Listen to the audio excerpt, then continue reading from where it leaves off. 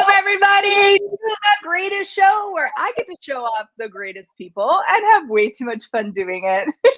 Welcome, my special guest, Fay Thompson. Thank you so much for being here. Thank you for having me. Yay! So we are going to talk today about creation. And I'm so excited because I know both of us are kind of creator addicts. Like, we love creation so much. So I would love to hear from you a little bit. What is creation to you, and how does it show up in your your daily life? Wow, great question. What is creation to me? It's just literally being in that place of what else could happen, and what about that, and what if that could happen? This perpetual being in the question, as we often say in Access Consciousness, right? The just looking forward to seeing what could be, and that to me, and willingness to go there, that to me is creation. Oh yes, willingness to go there. Can you say more? Is that always easy for you, like the willingness to go there? It depends. It depends where I'm going. As with everyone, right? But yeah, I know for myself, I have this sort of epic sense of adventure about me. I always want to go somewhere where I haven't been before. Like just practically with travel, for example, if I've been to some place, I'd like to go someplace new, even if I like the place that I went to. And because I always want to see what I haven't seen. I always want to experience what I haven't yet experienced. And to me, that curiosity, that willingness to go where you haven't been before is that's exciting to me. That's exciting to me. That is exciting. Okay, so, and for me, actually, that's like you described it. That's that element of creation is you're actually, to create something new, you're actually exploring something you haven't explored before, choosing something you haven't chosen before. So for you, so you own a business. You have you might own more businesses than I know. So you have an Access Consciousness business. Yes. I heard rumors you had a publishing business. Yes, my baby. Oh, my baby, Big Moose Publishing, and talk about it. I love that business because that to me is it's so fun for me to put together books, to take people who have a story and have no idea how to get it into book form and out in the world. And that is like, how they say what's easy, you should do what's easy for you. Well, that's easy for me. And I absolutely love it. I love the editing process. I love the creating an interior of the book so it looks exactly the way the author wants it, getting the cover to look exactly the way the author wants it, or the way the book wants to look out in the world, and making that a reality. So yes, that one's really fun for me because I'm always dealing with other people's stories, other people's messages, and so it's always new. It's always something new. Yeah. That's so beautiful. You're really being, like, as you were sharing that, you're really being that energy of creation, because you're co-creating with the author, and then the book itself, and the words, and then the story, and then would you say you're also co-creating with like everyone that's going to read this in the future? Probably. I don't really think about it, right? I just know I'm having fun while doing it. And what's fun about new authors, for example, is almost 100% of them go through this oh shit moment, as I call it, where they realize that their message that they put down is actually going to be seen by anyone out there, right? It's live to the world. You can't take it back. And I love that moment because it's a moment of surrender where you realize you don't have control over it anymore. And that's that's the moment when you realize that all those things you were worried about being judged about, being shunned for, being criticized for, those are usually the things in the book that your readers come back to you at with, oh, me too. I'm so glad you wrote that. Thank you for sharing. That changed my life. And just that willingness to be able to go to those places where people could reject or shun you is usually where, you know, everything is the opposite of what it appears to be. It's usually where people go, oh, thank you. Oh my goodness, that was so fantastic. Yeah. Wow. That's such a beautiful invitation for people to step out a little bit and to, okay, maybe my creation isn't so terrible, and you know, maybe it will, you know, touch someone. And wow. So you help people. Okay, I actually wanted to read this. This was on your website because I okay. read to you a little bit. So you would love for every person to realize the immense creative power that they have, and to create a life of joy and ease, and to break down the false notions that work has to be hard and that we need to struggle in order to succeed. So I was like, oh, I really want to talk about creation in regards to struggle and creation in regards to success. Well, if you're struggling, you're probably not having so much success. Yeah. And, it's coming back to that ease thing. What if we just let it be easy? And that's always my number one question with my clients is, well, what if it could be easy? And everywhere that we've decided that it can't be, it won't be, it's not easy for you, you know, like to let that go, because what if it could just be easy? Then you'd have to stop worrying. You'd have to stop fretting. You'd have to stop struggling. Because if it's easy, none of those things are present with ease, right? Right. And you might actually start having some fun, because when things are easy, you're not like drudging through the crap. And you might be drudging through the crap, but if you're having ease with that, it won't seem like it's any big deal. It's like, oh, well, I'll get out of that. Yeah. Yeah. Yeah. So what would you say,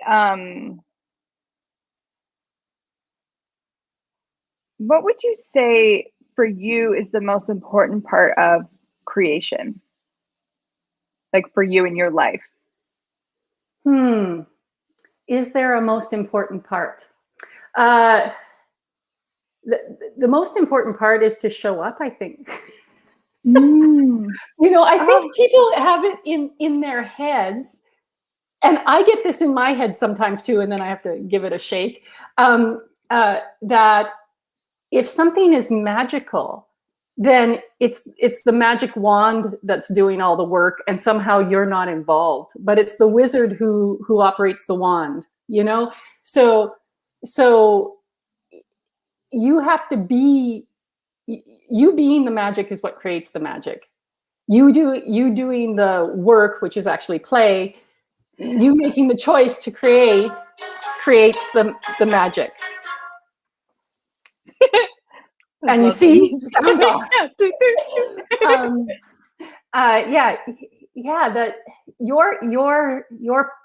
you have to be in it. You can't expect, the way I look at it is the universe is there to support you 100% in any seed you plant, in any creation you choose to make come to be, but it doesn't plant the seed for you. Like you're the one who has to be there doing that. And then it's like, okay, let's go, but it's not going to tell you what seeds to plant. It's not going to do them for you. So to me, the biggest part of creation is, well, I guess what would be called choice. You're choosing to create. Yeah. Woo! Oh, I love it. Okay. Yeah. So let's speak for a moment. I always like to tap out into the audience and, like, you know, pull from them a little bit. So what about those people that feel like, I am not creative. I don't know how to create. I don't, and they're always, you know, often people put like creation means you're creative, which means you're artsy, or like they kind of put it into a box. Yeah, you know, and to get out of your head about what you think creative is, because I am not a painter, or I don't, do sketch art. I used an example once long ago. My husband lost his wedding ring down the register. It fell down the register, and you couldn't get your arm in there or anything in there to get it. So he's like, it's gone. And I was like, no, it's not gone. I know where it is. It's down there. I just have to get to it. And I found a way to go into the basement and pull off one of these little ceiling tiles. And I took tin snips and I cut into the ductwork where I thought the ring would be. And I took a fondue fork with silly putty wrapped around on the end and got it out. And then I retaped it. Like that's creative. That is creative. Right. So your creative ability is your resourcefulness, your ability to get done what it is you desire. That's being creative. That is such a different perspective. And I absolutely just fell in love with you in a whole new way. Hearing you say that. Wow. It's like, where are you the MacGyver? Now, I don't know if that's a Canadian term. Is MacGyver a thing? We know MacGyver. Yeah. For those of you out there who don't know, MacGyver is this TV show, and the main character was MacGyver, and he could make like a bomb out of a paperclip, or he could make like you could just make stuff out of nothing. And he was like this amazing, spy or whatever the heck he was. Yeah. So we call it a MacGyver when you can make something out of nothing. Yeah. Wow. Yeah. Okay. That's creative. That is creative. So this spawns onto another thing I've been kind of wanting to chat with you about is, so you create something out of nothing, having that creativity, being creative. Now, can we talk about creating your life? Which I never heard about creating your life until Access. Mm-hmm. I didn't know it was something that happened. I thought it was like delivered to you. You got delivered your lot in life, and then you just kind of dealt with it. Yeah, that's what you did. But to actually create from almost nothing, like no reference point, no lot in life, to create your life was a whole new concept. Can you talk a little bit about that, and how's it shown up for you? Again, I think every time where I've really created the life and the things in my life that I've wanted, it's always been from a choice of, I know that's going to happen, and I wonder how that'll happen. And that does take a certain, I guess, leap of faith within your own abilities or within your own self. Yeah. Because to do that, you cannot look to what's been done before or how other people did it, because your life will be completely unique to you. And another example of that would be, for example, I grew up in a family, we were pretty dirt poor as money goes. The answer was money. There is none, there's no extra money for anything ever. And I remember just even from like a young girl, I had always wanted to travel the world, always like a fire in my belly. I just wanted to go somewhere somewhere else. If I hadn't seen this place in the world, I wanted to go there. And, the big joke was I was in this family where we went nowhere. And, wow. And so by the time I was 18, to make a long story very short or shorter, by the time I was 18, I ran into a girl who said she was going, like, I live in Saskatchewan, which is like this landlocked province. And she said she was going to the coast into British Columbia to sail for the weekend, and she was getting paid for that. And I was like, how do I do that? And she says, oh, well, you just go here and you do this. And I ended up joining the Navy. Who knew, right? Yeah. So the Navy paid me to travel now, right? And then from that, I ended up going to university and taking an education degree. And in my final year of education, I met a girl. It was a friend from the Navy. His girlfriend, his dad owned a private school that took grade 11 and 12 juniors and seniors sailing around the world. And so I applied for that. And that was my very first teaching job. So we sailed from Victoria, Vancouver, to Halifax, 26,000 nautical miles, the long way around the world. I saw 6 continents, a whole crap ton of countries, and got paid for it. Could I have ever have figured that out? No. But I was always like, I'm going to travel the world. I wonder how that'll happen. But if I had done the thing that most people do, where they go, I want to travel the world. I need money. I have no money. I guess I'm not traveling the world. Then you've already made the parameters of your life, which are very limited.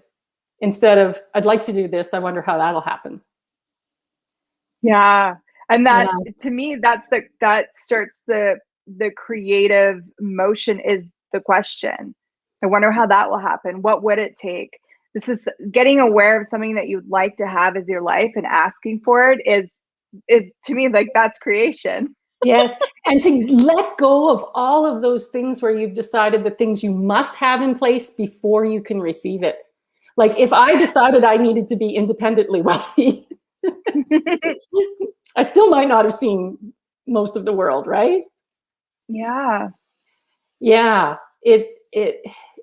It never shows up the way you think. I could have never figured that out in a million years, that's the way that would go down. So creating your life and being creative is not figuring everything out in your mind. No. No. In fact, I've done that version. And Have you? Did it work? No. Not very well. You know what? I'm actually just kind of becoming aware. So when we do it from the mind, we're kind of like, here's all of like the building blocks I have. This is all I have. So I'll build the kind of building that I've already seen.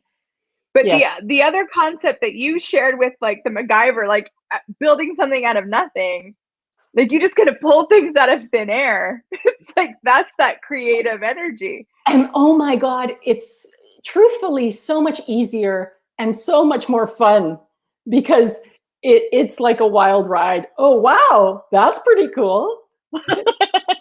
You know? Oh, I love it. I love it. So if you could share with people, one or two things about creation and them, what would it be? And them? Yeah.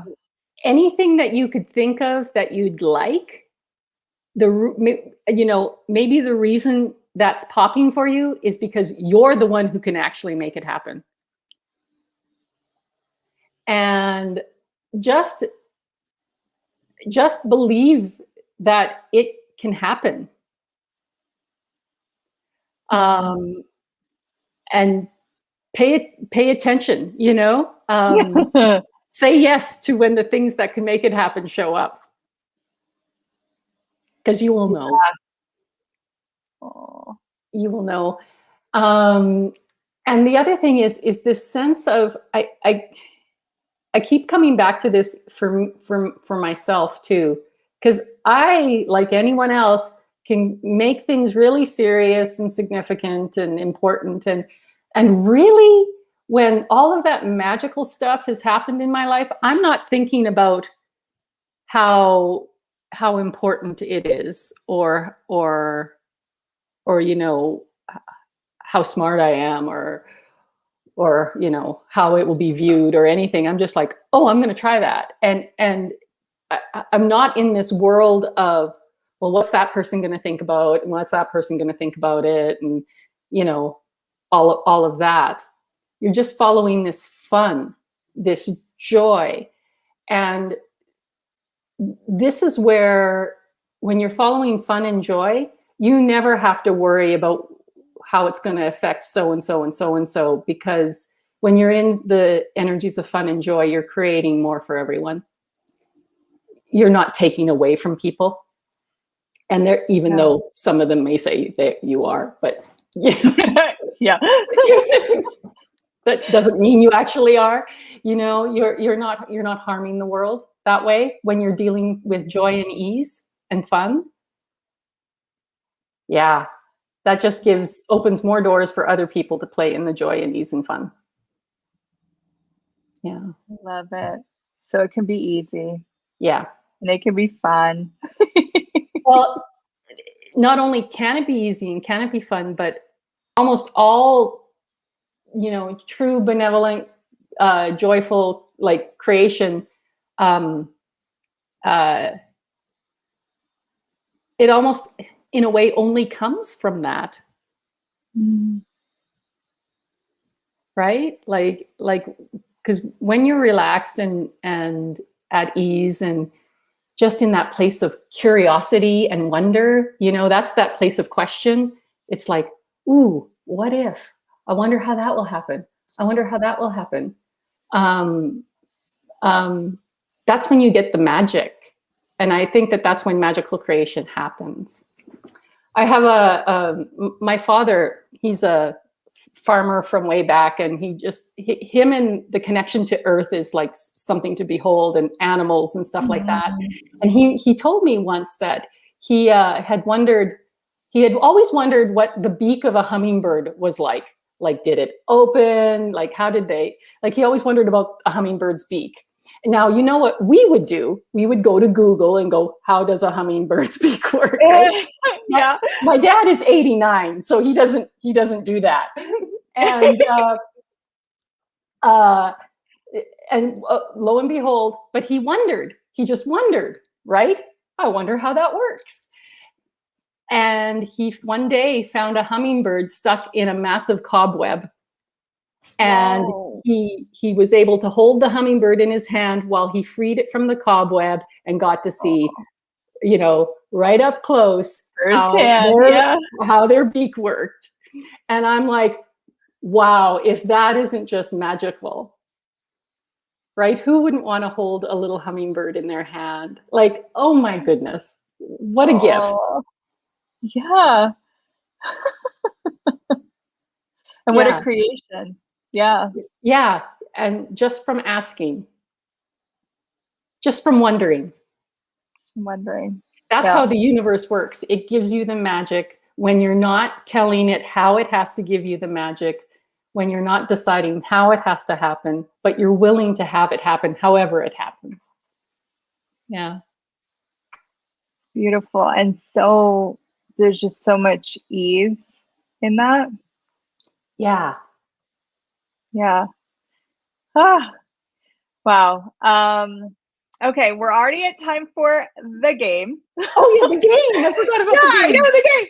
But before we go into that, I just want to point anyone listening to this now or in the future, if you would like to explore more with Fay, she has so many beautiful things going on online, live probably soon. So please check out her links in the description above. Maybe you were curious about the book thing she has. You have written books and published your own book. So there's so much to explore that you offer the world. So please, everyone, check out more with Fay. And thank you so much for being here. Oh, thanks for having me. I love talking to you, Cass. Me too. Okay, so what's the game? Here's the game. All right, I need my little written thing because I don't remember things very well. So this game is called Food Art. Here's how the game works. We have each been given, we've been asked to grab 5 different ingredients, and in a minute I'm going to want to hear what yours are. And then, so we have these ingredients, and then we're going to get a surprise word. So Fay, I'm going to text it to you. We don't say it out loud. And then I have my own. And then, so then we have a 2-minute timer, and we're going to craft shift art to kind of sort of whatever, totally non-significant, to represent the word that we got. And then we're going to show it to the audience, and then we're going to tell them what it is. All right, let's do it. All right, let's. Okay. What ingredients did you choose? I must know. Okay, well, I have some cherry tomatoes. Oh. Some sort of sugar snap peas. Nice. I have a carrot. This is so much. I want to like have a salad now. I have a piece of celery. No. And some blueberries. Oh. Okay. That's amazing. Okay, I'm going to tell people what my ingredients are very different. Okay, perfect. It's the opposite. So I have a piece of whole wheat bread. Awesome. Twizzlers, because I needed some color. I felt like everything was the same color. I have, my kid loves these like chocolate Cheerios that are shaped like hearts. I thought that was cute.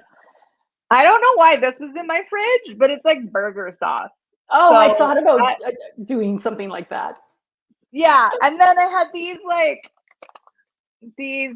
they're like veggie chips, salt and vinegar. Oh, so yeah, they're really good. The grains part of the yeah, I went grainy. Yeah. All right. So what's our word? Okay, You're gonna text me a word? Yeah, I'm gonna put it in Messenger for you,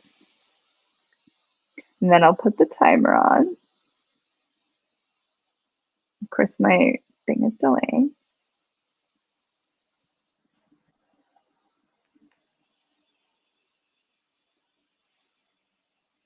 Okay, there we go.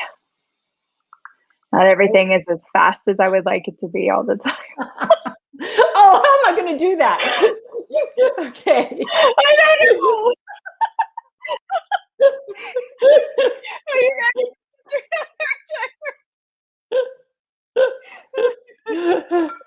And 2 minutes, go. Oh, I had already started. That's okay. You're allowed to cheat. Guests is allowed to do whatever they want. Okay. All right, guys. This is hard. I have a different word than you do. Oh, do you? Okay. Mm-hmm. Yeah. Oh, Cass, I'm just reading all the comments while we create right now. Cass, put your link to Big Moose Publishing. Thank you, Cass. You're awesome. Oh, it's so easy. It's bigmoosepublishing.com. Oh, that was not successful. What? Okay, I have to use these somehow. There we go. Oh, I just had an idea. Oh, I have to use one of these. I hope no one has any high expectations. Well, I mean, you can, but I can't promise I'm going to deliver.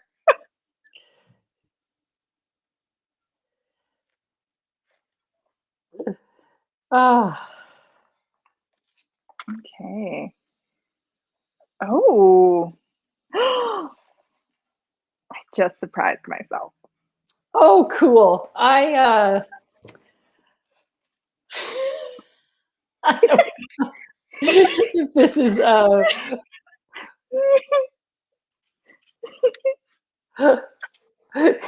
much time do we have? We have like 13 seconds.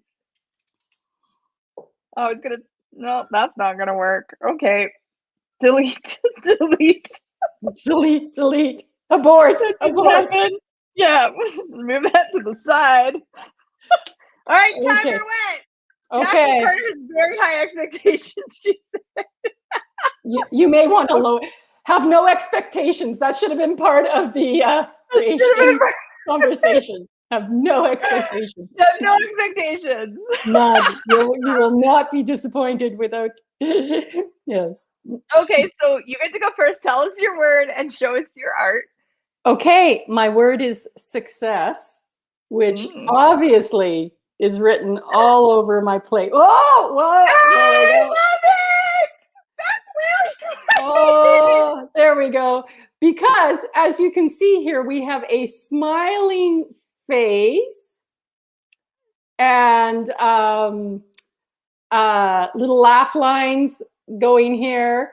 And there we go. Success is whatever makes you smile. And from a mother's standpoint, if you want your kids to eat your vegetables, arrange them on a plate in the shape of a face, they'll eat them. That's success. They love eating faces. That is success. They like Even still, I have teenagers, and if I do this, they will pick at them. Otherwise, they just laugh. Okay, I didn't know that continued on. Now I know, because mine are still little, so I will keep that going on. Thank you. Okay, you ready for mine? Yes, I can't wait. So mine was future. Ooh, I like that. Yeah. And then I looked at my ingredients and I didn't like it anymore. And I was like, what am I gonna do? So this is someone the Twizzlers, they're creating their future with just out of nothing, out of molecules of possibility. Is that ours? The Twizzlers ours? Yeah. I'm gonna create my future now. Oh, it also looks like perhaps a vagina. Oh.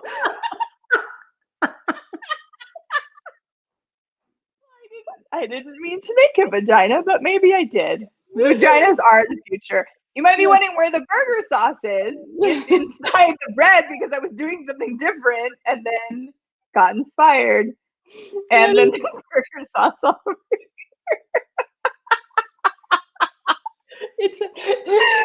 So Jackie, were your expectations met? Yes. we need to know. Oh my God. Well, thank you so much. And thank you everyone for joining us. Cassy is crying now. I'm kind of crying. This was awesome. Such a beautiful conversation. And again, I'm just so grateful for you. Thanks, Fay. So grateful for you too. Thanks, everyone. We'll see you next time. Bye. Bye.